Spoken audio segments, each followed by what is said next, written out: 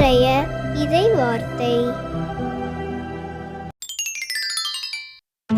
கிறிஸ்துவின் அன்பிலிருந்து நம்மை பிரிக்கக்கூடியது எது? வேதனையா, நெருக்கடியா, இன்னலா, பட்டினியா, ஆடையின்மையா, இடரா, சாவா? எதுதான் நம்மை பிரிக்க முடியும்?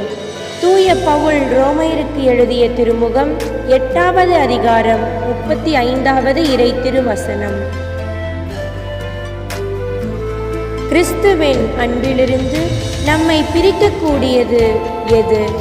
வேதனையா, நெருக்கடியா, இன்னலா, பட்டினியா, ஆடையின்மையா, இடரா, சாவா? எதுதான் நம்மை பிரிக்க முடியும்? தூய பவுல் ரோமையருக்கு எழுதிய திருமுகம் 8வது அதிகாரம் 35வது இறை திருவசனம்.